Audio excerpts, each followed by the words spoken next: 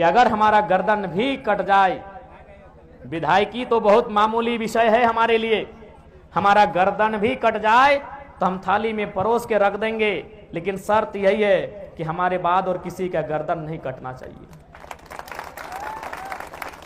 और ऐसा नहीं कि हम ये कोई फिल्मी बात कह रहे हैं। हमें 29 हो गया, 30 साल का लड़का है और शायद झारखंड की असेंबली का पहला कुंवारा विधायक है इस बार का। तो हमको तो अपना लाइव देखना चाहिए था, हमको तो कम से कम अब थोड़ा सा अपने आप को बदल देना चाहिए था क्या, कि चलो यार अपना घर परिवार बसाया जाए। विधायक बन गए हैं, 2 लाख 2.5 लाख 3 लाख का सैलरी मिलेगा, गाड़ी के लिए लोन मिलेगा, घर के लिए लोन मिलेगा, एरोप्लेन की यात्रा फ्री में मिलेगी, ट्रेन की यात्रा फ्री में मिलेगी, टोल टैक्स फ्री में पार होंगे, किसी होटल में खाना फ्री में मिलेगा।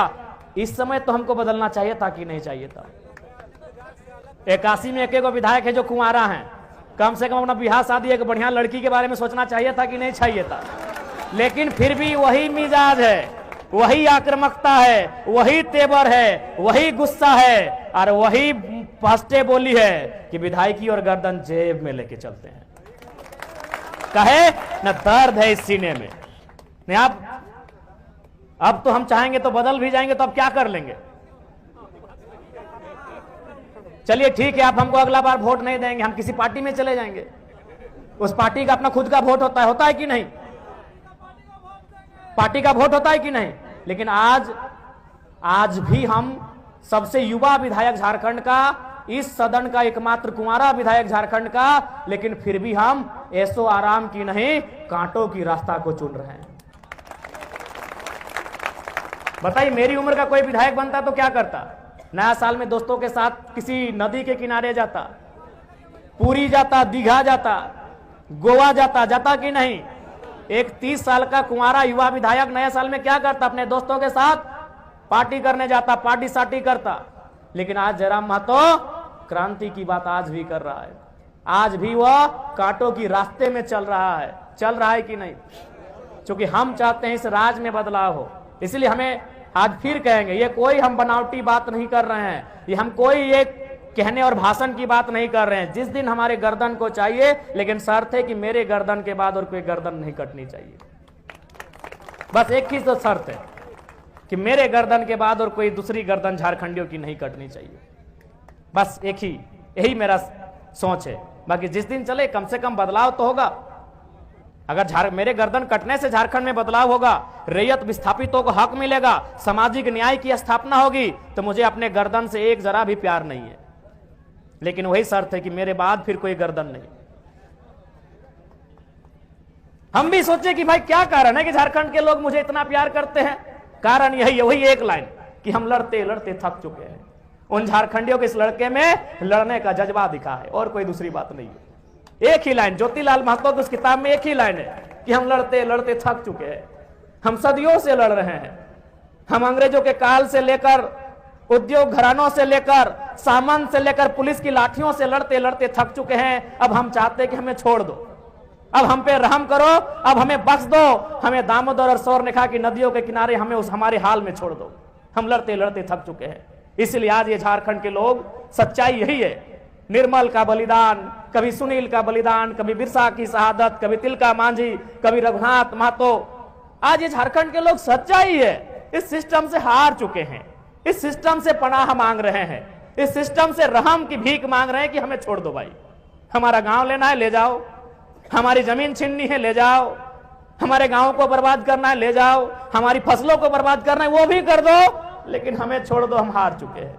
तो जयराम महतो के रूप में उन्हें उस हार में एक जीत दिख रही है। जयराम महतो के रूप में एक लड़ाकू दिख रहा है, जयराम महतो के रूप में उन्हें एक फाइटर दिख रहा है। इसीलिए वो लड़का बात धनबाद में करता है और उसे कान लगाकर कोल्हान में भी सुनते हैं। दूसरा कोई कारण नहीं है।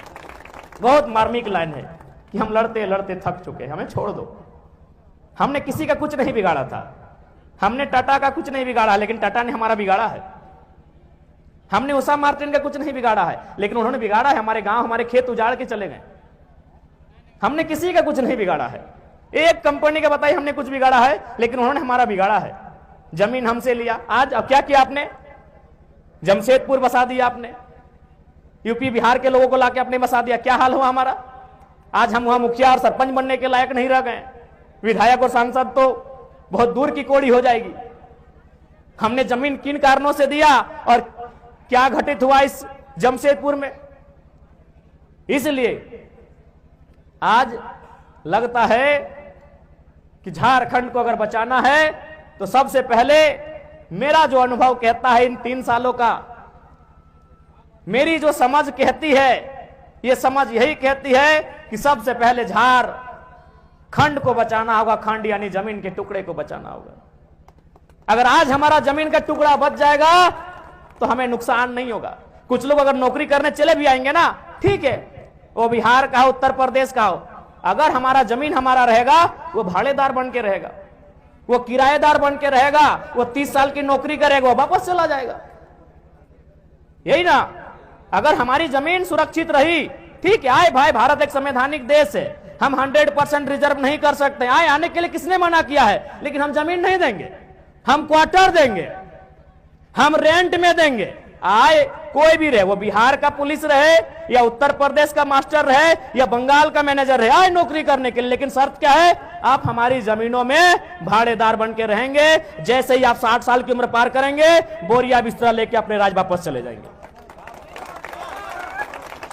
यहां बसने के लिए नहीं देंगे भाई। इसीलिए जमीन को बचाने की आवश्यकता है। इसलिए इस बार के सदन में मेरा महत्वपूर्ण मुद्दा केवल और केवल विस्थापन का रहेगा, रैयतों का रहेगा और जमीन संबंधित रहेगा। यह बहुत बड़ा विषय है। अगर जमीन ही नहीं रहेगा तो देख लीजिए जमशेदपुर की कहानी, ये बड़ी बड़ी इमारतें, ये बड़ी बड़ी दुकानें, और आपका एक जूता सिलाई का दुकान नहीं है तो हमको बता दीजिए। गमरिया में, आदित्यपुर में, बिष्टुपुर में, सोनारी में, साक्षी में, मानगो में, गोलमुरी में, कहीं बताइएगा आपका एक जूता सिलाई का बढ़िया दुकान है?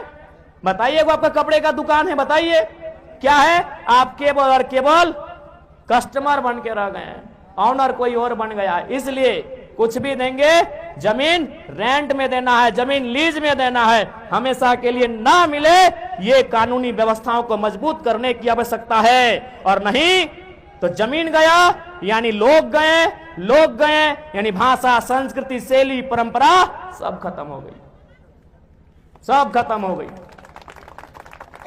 इसलिए आज झारखंड के लोगों को फिर से आवश्यकता है अपनी आवाज को बुलंद करने की।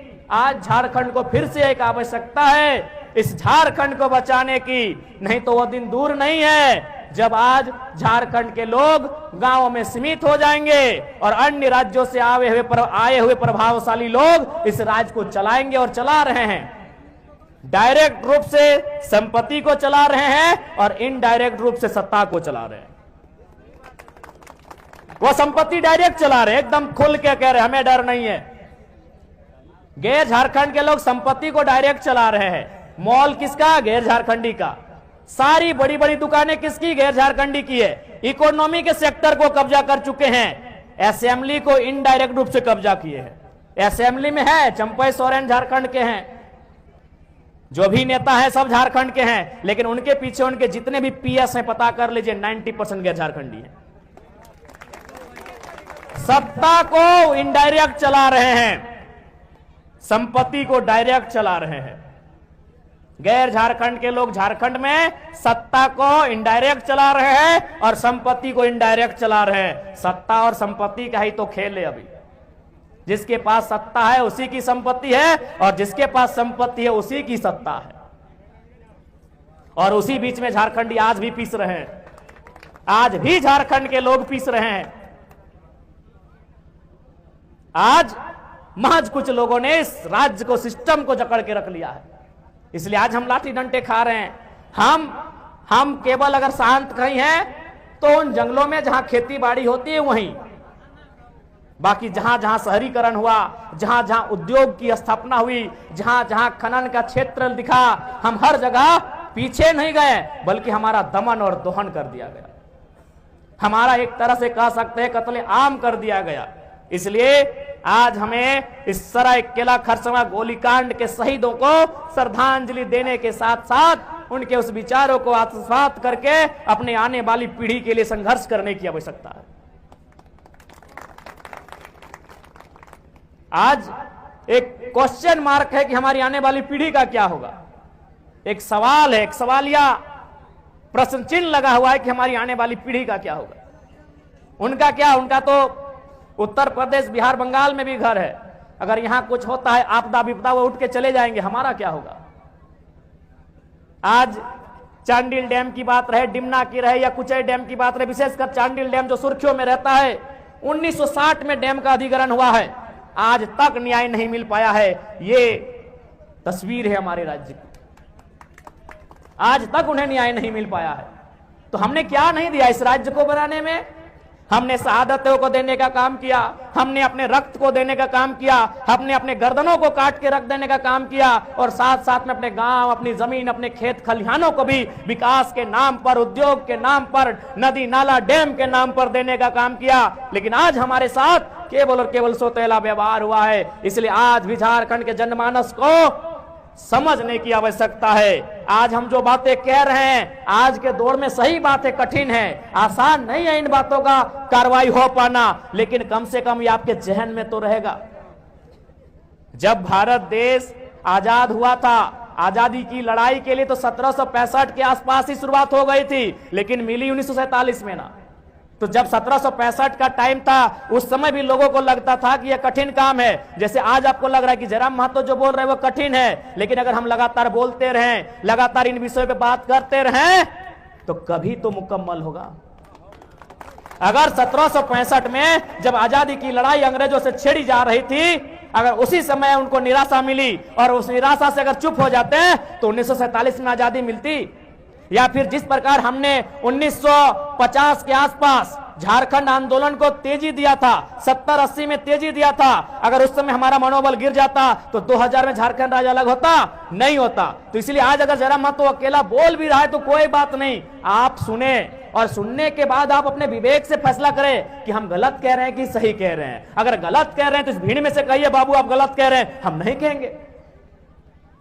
लेकिन आज अगर हम ना कहें तो आने वाली पीढ़ी बोल भी नहीं पाएगी। आज हम कम से कम कह तो रहे हैं, मानते हैं ये कठिन विषय है, चूंकि सारे सिस्टम में वे लोग हावी हैं,